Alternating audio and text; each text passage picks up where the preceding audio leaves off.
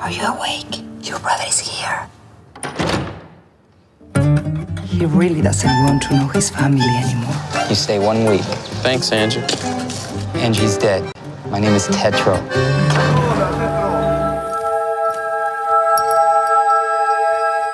I originally wrote the part for Matt Dillon, who was the young brother in the Rumblefish, an actor I enjoy and liked working with him very much.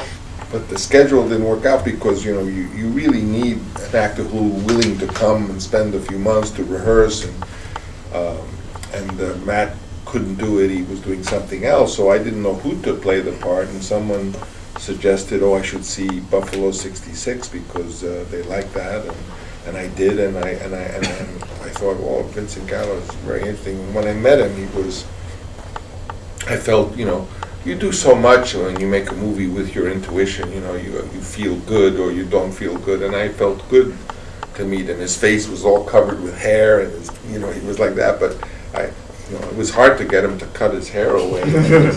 But I enjoyed Vincent Gallo. I like Vincent Gallo. There's only room for one genius in this family. Don't you love them? You know what love is in a family like ours, Benny? It's a quick stab in the heart. You know, that's a very kind of mythological idea of the father is Zeus. And he has to sleep with all the girls, Zeus, because he's Zeus, and ultimately, mythologically, you have to kill the father, and that is an element in the story with this terrible father in this story. But you know, that was the way I chose to write this story. But in reality, you know, I believe that a family of artists, many generations of artists, can pursue their work in various degrees of success, but remain a family. I believe in my own family, my own children, they all, and my nephews, they all do artistic work, but they really are close, and they support each other. My son Roman helps Sophia make films. Sophia helps Roman, and it's a joy to see that we don't have to have these kinds of traditional divisions and competitions. That sure, it's fun. You know, even as a family, we used to do in the summer little one-act plays, and all the children did a one-act play, and mine was the worst.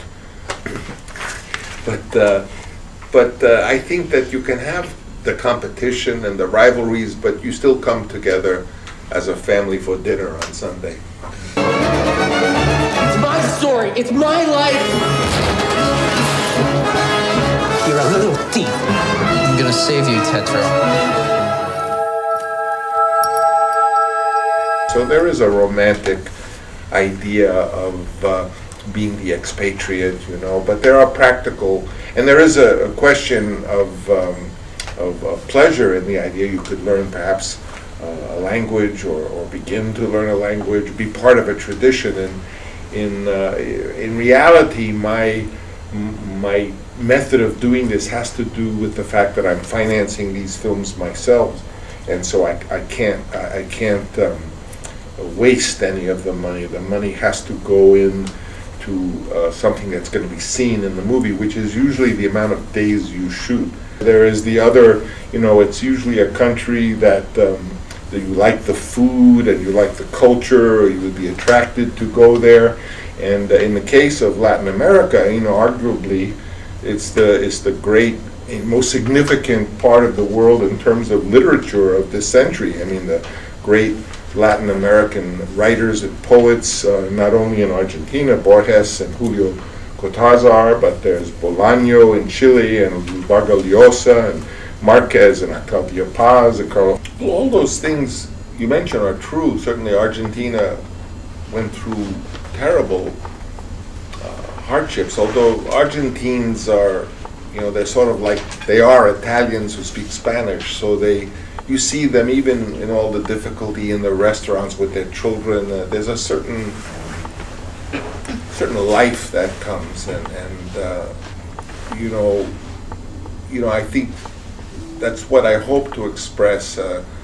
Is, you know, in a family there are difficult times, but But the family loves each other, and out of that maybe there's a life and there's something that will go on. So I don't see, although I agree the mood of the story is sort of a little nostalgic or melancholy, but I feel that there's a kind of a hope by the end of the resolution of the film.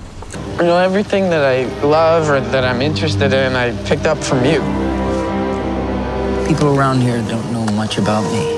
I'd like to keep it that way. Miranda doesn't even know who our father is.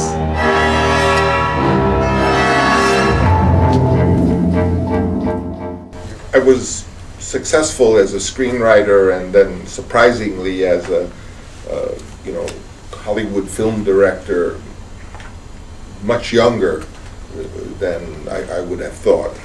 And so in a way I never got to do what my ambition was as a young man, which was to write stories and make small art films and maybe support my kids and my family with making a horror film once in a while. But you know, I had a wonderful experience, and I'm grateful to Hollywood for creating me.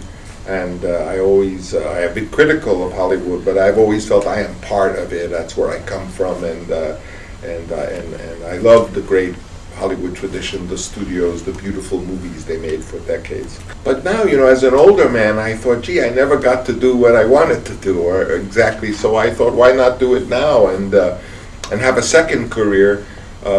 In fact, I don't even have a career because I have no career, I have no agent, I don't get paid for making movies, I don't expect to have success, I don't want success, I don't want fame, I find fame very embarrassing. So in a way, I'm now making more approach like a film student and just trying to learn as much as I can, and I've been blessed to have successful a few companies, and so I am my own patron.